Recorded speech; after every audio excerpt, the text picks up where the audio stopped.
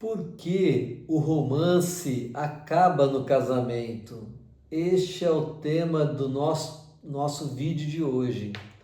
Eu trago essa demanda porque a pergunta que não se cala é: casamento dá certo? Casamento pode dar certo? E o que a gente tem visto é que não tem dado certo e que muitos casais permanecem juntos mas por uma demanda institucional, porque às vezes já tem os filhos, porque fizeram um projeto em torno desta demanda de casamento.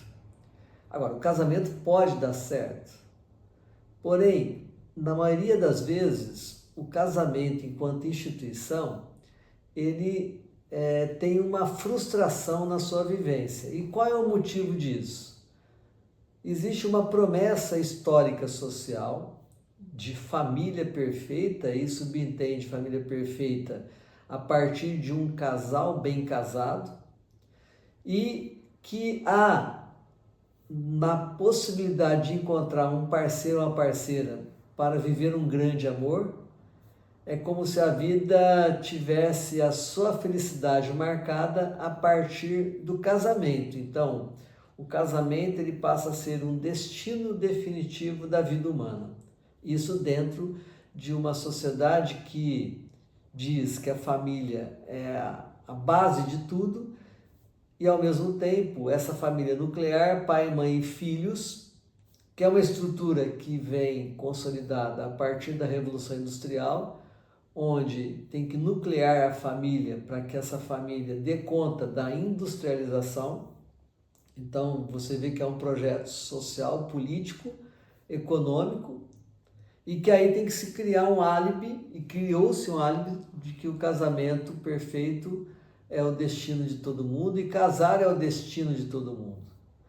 E quando se vem com propostas ou pessoas vivendo de forma diferente, aí vira um rebuliço, né? Principalmente quando você tem olhares conservadores e que só tem uma forma de ver a estrutura familiar, que é aquela a partir do casal perfeito. E é interessante que muitos grupos e muitos movimentos, inclusive religiosos, preconizam o sonho do casamento perfeito. Então, esta é o destino para todos nós: encontrar um grande amor, casar e ser feliz.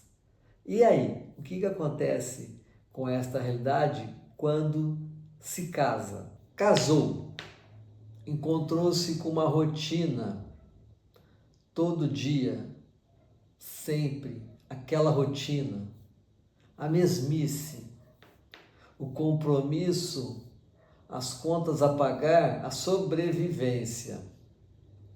Os filhos, que ninguém conta para nós, e a gente não percebe isso, porque na verdade a própria vivência familiar seria a nossa universidade para saber como que é o casamento, né? E o romance, que não é pontuado na percepção da diferença do outro. No romance, quando eu estou vivendo o romance, a tendência é de não ver o outro como ele é, mas eu vejo o outro a partir do meu desejo e daquilo que ele responde para o meu desejo. É o romântico, né? E no dia a dia, a diferença aparece de forma gritante. Gozado, mesmo casais que namoram, namoridos, que vivem juntos, estão no estágio de namoro, isso não aparece porque tem o namoro ali. A hora que vira institucional, a hora que institucionaliza, vira casamento, e aí institucionalmente aquilo é um casamento, parece que toda aquela vivência amorosa, mesmo de quando eram namoridos, porque eram namorados, não tinha certeza de que se estava vivendo para sempre. Que esse é o problema do casamento, né? É um contrato que nós temos essa idealização que é para sempre, até que a morte nos separe. E aí esse romance, ele vai desabrochando porque o outro é diferente daquilo que eu imaginava que ele fosse. Então vem a frustração entre o destino traçado da felicidade a partir do casamento, que o grande projeto é encontrar essa parceira, esse parceiro para fazer esse casamento, e aí se descobre que o paraíso não está no casamento, está muito distante dele. Porque a gente fica perseguindo, né? Os casais ficam perseguindo um modelo idealizado e que não existe.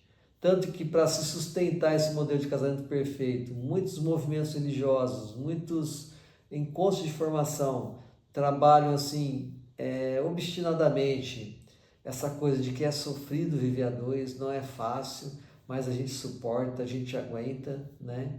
E às vezes fica vendendo aquele modelo do casal 20 que não tem um problema no meio social, mas que ali, no cotidiano, esconde as mazelas do cotidiano. E essa reprodução deste modelo conjugal, onde pai e mãe realmente não vende e não mostra para nós a verdadeira relação amorosa, porque não existe. Há pesquisas que mostram que jovens adolescentes ou jovens de ensino médio imaginam que os pais não namoram mais, porque eles não manifestam esse encontro amoroso espontâneo dentro da casa, porque é casal, né? Então fica aquela fantasia de uma família perfeita e que no cotidiano nunca é vivido, e que nós também nunca vivemos essa família perfeita. E aí, o que fazer com isso? Aí você vai me perguntar, mas Gerson, não tem solução? É possível, desde que você, antes mesmo de casar, saia deste modelo de perfeição, de que a sua felicidade está no casamento. A felicidade não deve estar em nenhum lugar, ela deve estar na sua forma de viver a vida com que você vive, assumindo seus atos e as suas escolhas. Se o casamento faz parte de uma das suas escolhas, não pode ser a principal, é mais uma. E esta definição de certeza absoluta de que casamento é para sempre, até que a morte o separe, leva o casal a uma expectativa tão grande e uma rigidez no processo de viver essa vida. E aí é lógico, aquilo que era um romance vira uma rotina e uma obrigatoriedade. Fica tenso, quase que uma repressão. Então, nesse sentido, é quebrar esse modelo de que o seu destino de felicidade está numa família feliz. E o que é uma família feliz, gente? Nosso modelo de família feliz parece que a gente um dia vai viver lá no paraíso como se não tivéssemos problema.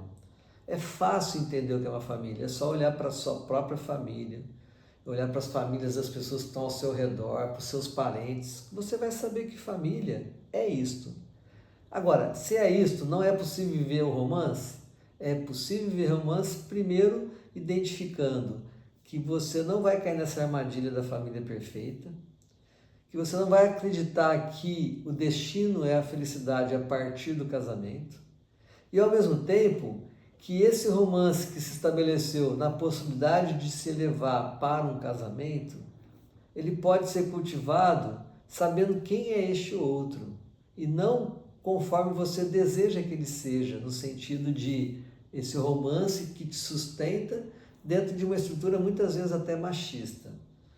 E isso serve tanto para as relações heteroamorosas como homoamorosas, heteroafetivas ou homoafetivas, porque a dinâmica é quase a mesma, busca-se sempre a idealização do casal perfeito.